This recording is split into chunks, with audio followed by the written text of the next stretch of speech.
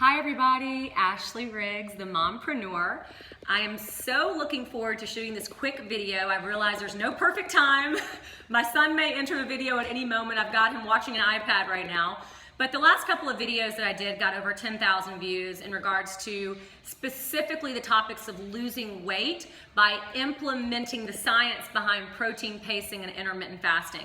There's so many people curious out there right now about solutions. So for those of you that know me, you know that my passion has been helping people look better and feel better for over a decade. I've helped literally over 100,000 people.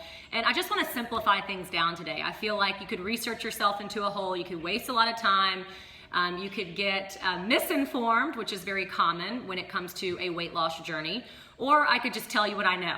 So I'm going to start with why we lose weight and gain weight as adults. Specifically, let's start with gaining weight.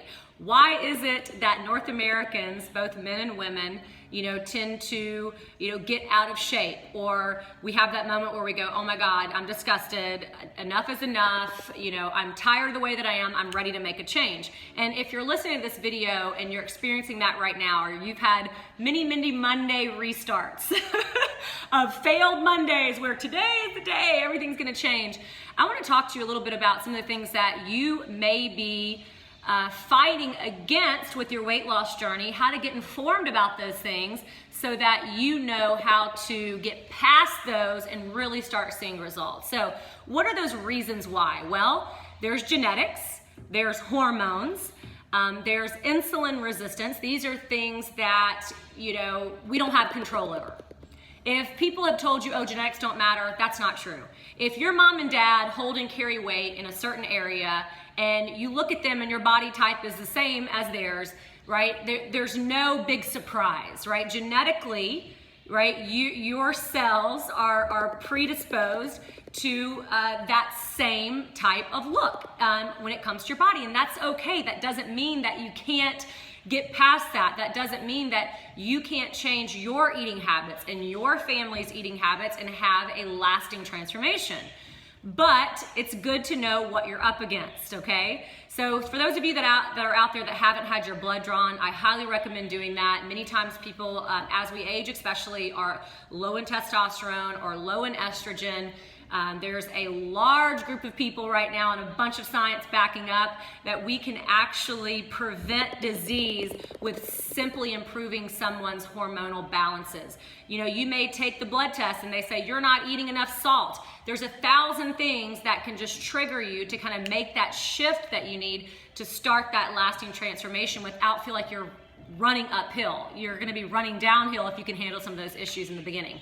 And let's face it, guys, as North Americans, some of the other reasons why are the marketing, food additives, food color, the taste of foods, the added sugar, the added fats, the added salt. There's so many things working against us in our culture that tell us, come eat me, I'm delicious, it's okay. And a lot of us are social eaters as well, which is okay. But as long as you know you're being marketed to and you're the one choosing to consume that food and put it in your mouth, then at least you know you are making that decision for yourself. I will also tell you that, in my personal opinion, misinformation is one of the big ones. There's a lot of great plans out there. There's a lot of great programs that work. I personally would never recommend to you to lose 50 pounds for an event, okay? I know it's my wedding, or it's my son's graduation, or it's summertime and I'm going on this amazing trip with my significant other. There's a million reasons why we all want to lose weight, but don't approach a weight loss journey with a quick fix mentality. Don't approach a weight loss journey with, I'm gonna lose the weight in a week, and I'm gonna be so upset if I'm not 20 pounds lighter by next week, and obsessively checking yourself on the scale. That is unrealistic. What's realistic is implementing different habits in your life and making lasting lifestyle changes. So how do we do that? Well, let's talk about what I believe is one of the #1 reasons for why Americans, North Americans, gain weight. It's called emotional eating. It's so true, it's undeniable. Many of us medicate ourselves with food when there's something else going on. there's ways to prevent that, and I'm going to talk about that. But what are those triggers? You know, many times it could be something like the loss of a job, or you're worried about your finances, or there's a death in the family. There's something emotionally, you know, draining that's happened to you that you can't control. Maybe it's a breakup. You know, maybe you had an accident, and for whatever reason, you know, you can't physically work out right now because of an injury. But there's a difference between emotional eating and actually eating because your body is physically hungry. And it's very, very simple. And you guys may think, wow, if it was that easy, I would have, you know, had my best body years ago. But the reality is, it is this simple. And your mind is the one thing that's holding you back right now when it comes to emotional eating. But your mind is also the one thing that can get you over the speed bump and hurdle. And that is by asking yourself this simple question. Am I eating right now because I'm hungry? Guess what? There's physical signs of hunger. Your tummy rumbling, your mouth watering, being low blood sugar, standing up and feeling kind of woozy, feeling hungry. We all know what that feels like. But, making those choices are extremely important. And when you ask yourself why you're doing it, it really empowers you. So I just wanted to shoot this quick video today to give you that tip.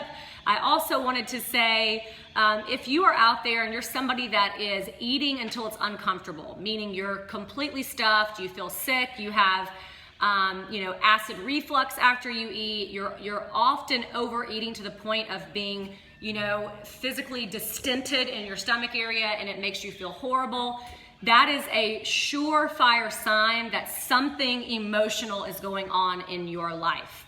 So get therapy, talk to a friend, figure out through journaling, grabbing a pen and writing down what are my stressors in my life right now, right? How can I change the habit of eating to compensate for not feeling and just deal with the feeling and get past that? We've all been there, right? We all cheat sometimes. My cheat food is sugar. I love it. I'm a Southern girl. Whatever's got a bunch of butter and peanut butter and chocolate and toffee. The greatest Southern desserts out there are my true weakness. Fried donuts. And I will give myself those simple pleasures, but I don't do it every day. I know that, sugar is a large reason why people gain weight. I've seen it happen in thousands of people over the years. And I don't deny myself those things, but I also have a mantra. And this is my last tip for the day. My mantra is when I know that I'm eating because I'm hungry, I purposely try not to do emotional eating. When I'm eating because I'm hungry, I have a second layer of questions. And that question is, does this taste as good as being in the best shape of my life? An incredible question you can ask yourself. You can all have your own mantra if you don't want to use mine.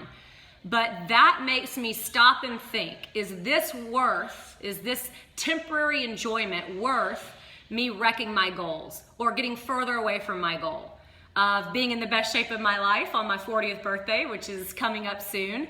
And I tell myself yes or no. And if the answer is no, I don't need it. So there is some emotional control that has to happen, some mind power and mindset that has to happen, some discipline that has to happen. But I wanted to shoot this quick video today because, like I said, the other few have gotten over 10,000 views. And I really wanted to specifically target emotional eating. So I hope that helps and that it helps someone that you know. If it doesn't help you, please forward this video to them or tag them, or share it with them so that, I can be of some service to those people that you love as well, as this is my passion.